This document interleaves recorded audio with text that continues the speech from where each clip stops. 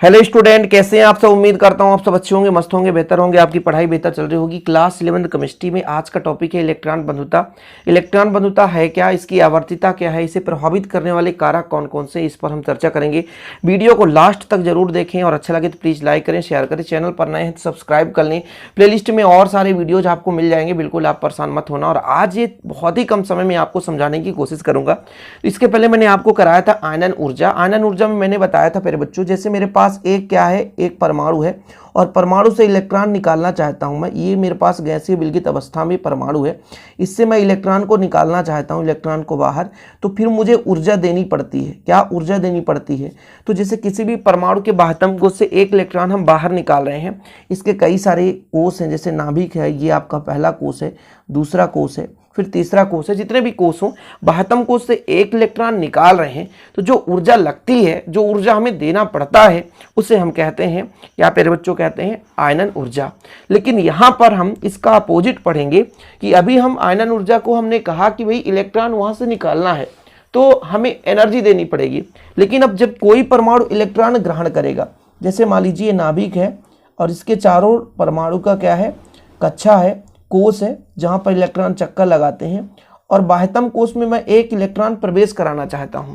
Electron को क्या करना चाहता हूं? प्रवेश कराना चाहता हूं। अब प्रवेश कराने से होता क्या है कि इससे ऊर्जा मुक्त होती है। ऊर्जा मुक्त होती है, क्या होती है? ऊर्जा मुक्त होती है। तो जो ऊर्जा मुक्त होती है, इसी ऊर्जा को हम कहते हैं इलेक्ट्रॉन बंधुता। अब आप देखो, जब कोई भी परमाणु इलेक्ट्रॉन ग्रहण करता है तो ये ऋणावेशित हो जाता है, यानी ऋण आयन में परिवर्तित हो जाता है। तो यदि हम बात करें कि किसी भी विलगित या उदासीन परमाणु को ऋण आयन में बदलने के, ऋण आयन का मतलब जब कोई इलेक्ट्रॉन ग्रहण कर लेता है तो ऋण आयन में बदल जाता है। तो ऋण आयन में बदलने के लिए, है ना, हमें कुछ ना कुछ ऊर्जा प्राप्त करना होता है उससे। यानी कोई भी परमाणु ऋण आयन में बदलने के लिए कुछ ऊर्जा मुक्त करती है, उसी ऊर्जा को हम कहते हैं इलेक्ट्रॉन बंधुता। आयनन ऊर्जा जो होता है वो हम बाहर से देते हैं परमाणु को, लेकिन जो इलेक्ट्रॉन बंधुता होती है वो परमाणु से स्वतः निकलती है। ये चीज आप फैक्ट तैयार कर लो, दोनों में डिफरेंस भी आप समझ जाओगे। ठीक है कि आयनन ऊर्जा क्या है, किसी भी विलगित या गैसीय परमाणु के बाह्यतम कोश से एक इलेक्ट्रॉन बाहर निकालना चाहते हैं तो जो हम बाहर से ऊर्जा देते हैं उसे कहते हैं हम आयनन ऊर्जा। लेकिन यहां पर हम बात करें इलेक्ट्रॉन बंधुता की, किसी भी गैसीय या विलगित परमाणु में एक इलेक्ट्रॉन प्रवेश कराएं तो प्रवेश कराने से जो ऊर्जा मुक्त होती है उसे कहते हैं इलेक्ट्रॉन बंधुता। इतना यदि क्लियर हो गया होगा तो इलेक्ट्रॉन बंधुता आप समझ गए कि चाहे हम लिख सकते हैं कि एक विलगित गैसीय परमाणु के अंतिम कक्ष में, हम अंतिम कक्ष की बात कर रहे हैं, जैसे ये अंतिम कक्ष है, इसमें इलेक्ट्रॉन प्रवेश कराना चाहते हैं, समझ रहे हैं। प्रविष्ट कराने में जो ऊर्जा मुक्त होती है, ऊर्जा क्या होगी? मुक्त होगी।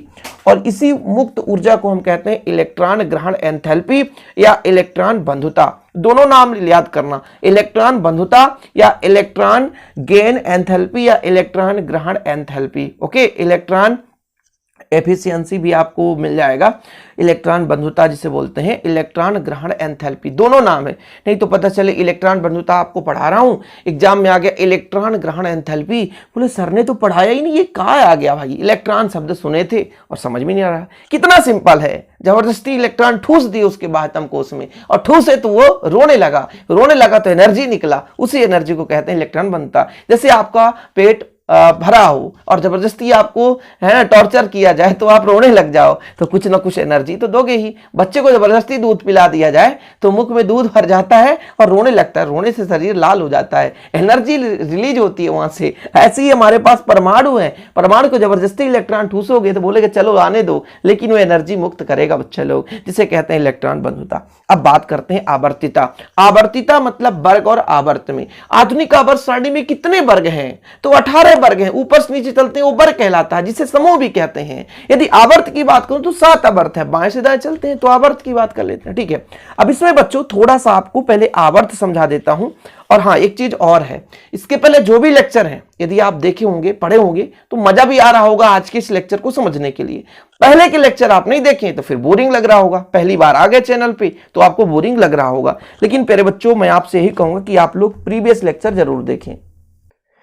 तो पहले मैं वर्ग की बात कर लेता हूं और आवर्त की बात कर लेता हूं। ठीक है, वर्ग में क्या होता है थोड़ा देखना। जब हम ऊपर से नीचे चलते हैं तो किसी भी वर्ग में परमाणु क्रमांक बढ़ता है।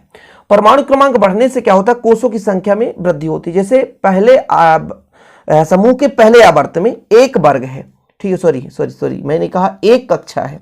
फिर दूसरे तत्व की मैं बात करूं तो इसमें 2 कक्षा है। कितने कक्षा? 2 कक्षा। फिर पहले बच्चों तीसरे की बात करूं तो नीचे की ओर जाओगे तो तीसरा कक्षा है। फिर से मैं बात को समझाना चाहता हूं कि जैसे जैसे वर्ग में ऊपर से नीचे चलते हैं, कहां? ऊपर से नीचे चलते हैं, तो इलेक्ट्रॉन की संख्या में वृद्धि होती है। इलेक्ट्रॉन बढ़ते हैं तो नाभिक में भाई साहब यहाँ पे इलेक्ट्रॉन बढ़ने के कारण कोषों की संख्या में वृद्धि होती है। पहले 1 कोष था, फिर दूसरे परमाणु में 2 कोष हो गए, देख सकते हो, फिर 3 कोष हो गया, फिर 4 कोष हो गया। ऐसे भी आप नीचे जाओगे बच्चों तो ये आपका 5 कोष हो जाएगा, फिर 6 कोष होता जाएगा ऐसा। ये आपका 4 कोष, ये आपका 5 कोष। कितना कोष हो गया? 1 2 3 4 5 हो गया। देखो ऊपर से नीचे जाने पर आपने क्या सीखा कि भाई साहब कोष में वृद्धि होती है, ठीक है। क्या होती है? कोष में वृद्धि होती है। ये देखो आकार में वृद्धि होगा, यानी कोष में वृद्धि तो आकार में वृद्धि होगी। अब देखो जिसका आकार जितना छोटा होता है, जितना आकार जितना छोटा होता है, उनके बीच जो आकर्षण बल क्या होता है? आकर्षण जो होता है वो प्रबल होता है। तो यहां पर नाभिक के प्रति है ना इलेक्ट्रॉनों का आकर्षण क्या है? प्रबल है। लेकिन मैं नीचे की बात करूं, जैसे आप नीचे जाओगे तो आकर्षण, ये बाह्यतम कोष के इलेक्ट्रॉनों के लिए आकर्षण जो है वो दुर्बल होगा। क्या है? आकर्षण जो है दुर्बल होगा। तो हम यदि कह दें कि यहां इलेक्ट्रॉन प्रवेश कराना चाहें, इलेक्ट्रॉन प्रवेश कराना चाहें तो आकर्षण दुर्बल है, बेचारा कमजोर है। किसी इंडिया के किसी बॉर्डर में यदि कमजोर सैनिक लगे हैं, वहां आसानी से शत्रु घुस सकते हैं, समझ रहे हो। लेकिन हमारे इंडिया के नौजवान इतने कमजोर तो है नहीं, तो कोई घुस सकता ही नहीं है, लेकिन कभी कभी फिर भी घुस जाते हैं। तो आकर्षण यहाँ पर मेरे बच्चों बहुत ही कम है, तो इलेक्ट्रॉन यहाँ आसानी से प्रवेश कर सकता है। तो यहाँ पर कम ऊर्जा मुक्त होगी, कम ऊर्जा मुक्त होगी। क्या होगी? कम ऊर्जा मुक्त होगी। मतलब जहां पर आकर्षण कम है, आसानी से इलेक्ट्रॉन प्रवेश कर रहा है, तो वहां से एनर्जी कम रिलीज हो रहा है, कम मुक्त हो रही है। लेकिन हम बात करें जहां पर प्रबलता ज्यादा है, यहां पर देखो जरा, यहां पर नाभिक का आकर्षण ज्यादा है, तो जब इलेक्ट्रॉन प्रवेश करेगा, इलेक्ट्रॉन प्रवेश करेगा तो ऊर्जा जो है अधिक मुक्त होगी। क्या होगी? अधिक मुक्त होगी। ये सब समझो थोड़ा सा, यानी कहने का मतलब ऊपर आकार छोटा है, नाभिक का आकार छोटा होने के कारण, परमाणु का आकार छोटा होने के कारण नाभिक का आकर्षण बल ज्यादा, आकर्षण बल ज्यादा, तो इलेक्ट्रॉन जब प्रवेश करेगा तो ज्यादा एनर्जी मुक्त होगा। तो यानी हम ऊपर देखते हैं तो ज्यादा इलेक्ट्रॉन बनता है और नीचे जाते हैं तो इलेक्ट्रॉन बनता कम हो जा रहा है, क्योंकि नाभिक का जो इलेक्ट्रॉन के प्रति आकर्षण है धीरे धीरे कम होता है। आकार बढ़ रहा है ना, आकार बढ़ रहा है। हम आपसे कहते हैं कि एक व्यक्ति आपसे डेली मिल रहा है और एक व्यक्ति आपसे 10 दिन 20 दिन 25 दिन में मिल रहा है, तो बताओ किस व्यक्ति से दोस्ती ज्यादा होगी? जो आपसे डेली मिल रहा है उससे आपकी दोस्ती, उससे आपका पकड़ बहुत ही मजबूत होगा, यानी आपका वो दोस्त बहुत ही ज्यादा नजदीक कहलाएगा। लेकिन वही दोस्त यदि आपसे 10 दिन 20 दिन 25 दिन 1 महीने में मिले तो फिर आपका दोस्ती उतना ज्यादा नहीं रह पाएगा। ऐसे ही कंडीशन है, नाभिक के जो पास में है उसका आकर्षण ज्यादा है, वहां पर इलेक्ट्रॉन जबरदस्ती ठूसोगे तो वही साहब वहां से एनर्जी ज्यादा रिलीज होगा। लेकिन हम जब नीचे जाते हैं तो आकार बढ़ जाता है, आकार बढ़ने के कारण क्या होता है कि इलेक्ट्रॉन आसानी से प्रवेश कर जाता है, तो कम ऊर्जा मुक्त होती है। तो भाई साहब ऊपर से नीचे चलने पर ऑब्जेक्टिव बहुत ही अच्छे तरीके से पूछा जाता है, समूह पे ऊपर से नीचे चलने पर इलेक्ट्रॉन बंधुता में क्या होती है, कमी या वृद्धि? तो आप देख सकते हो कमी होती है। बहुत ही सिंपल तरीके से आप समझ गए होंगे। अब इसको लिखना भी पड़ेगा ना, तो बिल्कुल चिंता मत करो बेटा, इसको आपको लिखना है कि किसी भी वर्ग में ऊपर से नीचे आने पर इलेक्ट्रॉन बंधुता का मान कम होता है, क्योंकि इलेक्ट्रॉन कोषों की संख्या बढ़ने से परमाणु का आकार बढ़ता है, जिससे नए आने वाले इलेक्ट्रॉन पर नाभिक का आकर्षण कम होता है। बस इतना लिख दिए, काफी है। उम्मीद करता हूं स्क्रीनशॉट ले लिए होंगे। चलो अब बात कर लेते हैं हम किसकी बच्चों? आवर्त की। आवर्त का मतलब होता है कि बाएं से दाएं चल रहे हैं। आवर्त का मतलब होता है बाएं से दाएं चल रहे हैं। चलो बाएं से दाएं चलते हैं। देखो जरा, बाएं से दाएं चलने पर यदि मान लो इसमें हम कहते हैं 3 कोष हैं, समझ रहे हो, 3 कोष हैं, तो जब अगले में जाएंगे तो इसमें भी 3 कोष ही होंगे। कितने कोष होंगे? 3 कोष होंगे। फिर आगे जाएंगे बच्चों तो 3 कोष ही होगा। कितना कोष? 3 कोष। फिर आगे जाएंगे तो 3 कोष। कोषों की संख्या में कोई वृद्धि नहीं होती है, इतना ध्यान रखना। जब हम आवर्त की बात करते हैं तो आवर्त में कोष में कोई परिवर्तन नहीं। यदि 3 कोष हैं यदि इस आवर्त में, तो सभी में 3 ही कोष हैं, समझ रहे हो। अब देखो कोष में तो कोई परिवर्तन नहीं होता, ये मैंने आपको बता ही दिया। लेकिन बच्चों यदि बाह्यतम कोष में, एग्जाम्पल के तौर पर मैं समझा रहा हूं, यहां पर 1 इलेक्ट्रॉन है, बाह्यतम कोष में कितने इलेक्ट्रॉन? 1 इलेक्ट्रॉन। फिर इलेक्ट्रॉन 2 हो जाएगा, फिर इलेक्ट्रॉन 3 हो जाएगा, फिर ऐसे बढ़ता जाएगा 4 इलेक्ट्रॉन, फिर 5 इलेक्ट्रॉन, 6 इलेक्ट्रॉन, 7 इलेक्ट्रॉन, 8 इलेक्ट्रॉन। अब देखो थोड़ा सा यहां पे कंसेप्ट आप समझना। एक व्यक्ति बैठा है और उसके चारों ओर उसका रक्षक है ना, केवल एक ही व्यक्ति है। कितने व्यक्ति? एक व्यक्ति। तो बताओ आकर्षण कम होगा कि ज्यादा? अब देखो थोड़ा सा, यहां पर मैं कहता हूं एक व्यक्ति है और उसके चारों ओर जो उसके संरक्षक हैं 8 लोग हैं। बताओ कौन सुरक्षित होगा? मोदी जी की आम आदमी के साथ एक व्यक्ति है और मोदी जी के चारों ओर 8 है ना गनमैन खड़े हैं। कौन ज्यादा सुरक्षित है बताओ जरा? तो मोदी जी यहां पर बैठे हैं भाई साहब, मोदी जी हमारे हैं, है ना। इलेक्ट्रॉन ज्यादा आकर्षण उनके प्रति भाई साहब, तो इनका आकर्षण ज्यादा होगा। क्यों? क्योंकि ये महान व्यक्ति है ना, तो इनके आसपास 4 इलेक्ट्रॉन है। यदि मैं कहने का मतलब ये यहां पर आपको समझाना चाहता हूं कि यदि बाह्यतम कोश में 1 इलेक्ट्रॉन है तो नाभिक का आकर्षण कम है। नाभिक का आकर्षण कम है, बिल्कुल कम है ना, अरे बिल्कुल कम है यार। यहां पर 8 इलेक्ट्रॉन है तो नाभिक का आकर्षण अधिक है। थोड़ा समझने की कोशिश करो।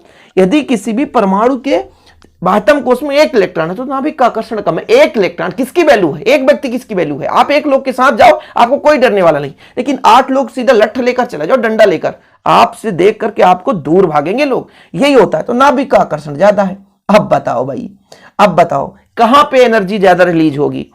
हड़कंप कहां पर मचेगा? यहां पर आओ, अचानक से इसको ठोक के चले जाओ, लेकिन यहां पर ठोकना आसान नहीं है, बहुत एनर्जी लगेगी बच्चों, समझ रहे हो? ठोकना आसान इतना नहीं है। तो हम कहना चाहते हैं कि जैसे यहां पर इलेक्ट्रॉन प्रवेश कराना चाहेंगे तो कम ऊर्जा मुक्त होगी, लेकिन यहां पर इलेक्ट्रॉन यदि हम प्रवेश कराना चाहें तो अधिक ऊर्जा मुक्त होगी। तो जब हम आवर्त में बाएं से दाएं चलते हैं तो कोश में कोई परिवर्तन, जितने कोश है उतने ही है, ठीक है। कोश में कोई परिवर्तन नहीं होता, कोश में कोई परिवर्तन नहीं होता, लेकिन इलेक्ट्रॉन बढ़ते जाते हैं। इलेक्ट्रॉन बढ़ रहा है 1 2 3 4 5 6 7, तो इलेक्ट्रॉन बढ़ने से आकर्षण, मैंने बता ही दिया, इलेक्ट्रॉन बढ़ रहा है तो आकर्षण बढ़ गया। आकर्षण बढ़ गया तो इलेक्ट्रॉन जब प्रवेश कराएंगे तो एनर्जी ज्यादा मुक्त होगी। तो इसलिए हम कह सकते हैं कि आवर्त में बाएं से दाएं चलने पर इलेक्ट्रॉन बंधुता के मान में वृद्धि होती है। क्या होती है? वृद्धि होती है, क्योंकि आकर्षण बढ़ता है। किसी आवर्त में बाएं से दाएं की ओर चलने पर इलेक्ट्रॉन कोषों पर नाभिकीय आकर्षण बढ़ता है। इलेक्ट्रॉन बढ़ने के कारण परमाणु छोटे भी होंगे, भाई आकर्षण ज्यादा तो आकार में कमी होगी। जिस परमाणु का नाभिकीय आकर्षण जितना अधिक होगा, बाहर आने से इलेक्ट्रॉन उतना ही अधिक ऊर्जा मुक्त करेगी। समझ रहे हो ना सर? इलेक्ट्रॉन प्रवेश कराने से, जैसे इलेक्ट्रॉन प्रवेश कराएंगे तो इलेक्ट्रॉन उतना ही ऊर्जा मुक्त करेगी, सिंपल है। और इलेक्ट्रॉन बंधुता का मान उच्च होगा। स्क्रीनशॉट लेना है तो ले सकते हैं। ये हमारा कंप्लीट हो गया। अब बच्चों ये हमारा आवर्त था, ये हमारा वर्ग था। प्रभावित करने वाले कारक, अब बहुत ही सिंपल है। आकार, परमाणु आकार बढ़ा दो। अरे हम अभी समझाए थे ना बच्चों, परमाणु आकार बढ़ाते हैं तो नाभिक का आकर्षण कम होता है। परमाणु आकार ऊपर से नीचे जाने पर बढ़ता है, नाभिक का आकर्षण कम होता है, और जब नाभिक का आकर्षण कम होता है तो इलेक्ट्रॉन बंधुता में कमी आती है। सिंपल है ही, कुछ नहीं।